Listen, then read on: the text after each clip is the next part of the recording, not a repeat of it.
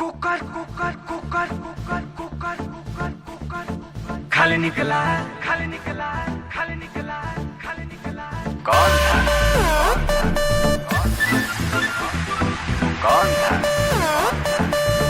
था कौन था कौन था।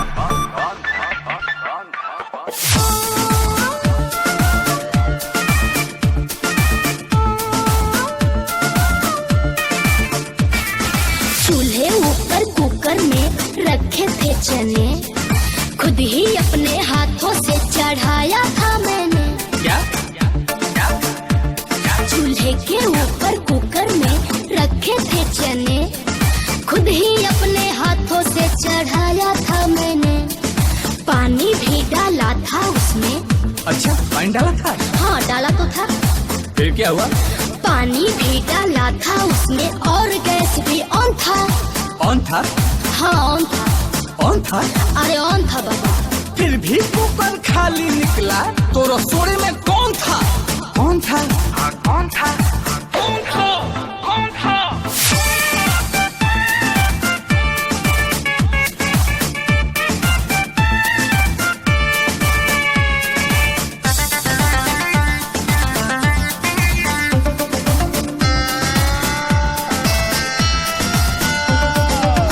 से मुझको भूख लगी है, खाने बैठा मूंगफली। मूंगफली में दाना नहीं और कुकर में चना नहीं। पूछो तो बताना नहीं, दाना नहीं बताना नहीं। सुनेंगे तब तो, सुनेंगे तब तो। अच्छा अरे बाबा सुनेंगे तब तो। बको।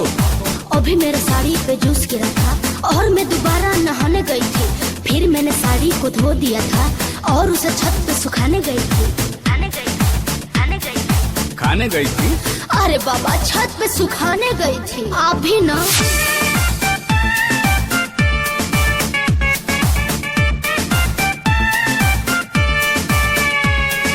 Cooker cooker cooker cooker cooker cooker खाली निकला खाली निकला खाली निकला खाली निकला। गैस तो ऑन था। गैस तो ऑन था।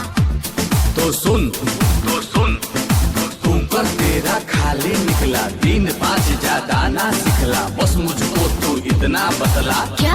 रसोड़े में कौन था? आई थिंक ये डॉन।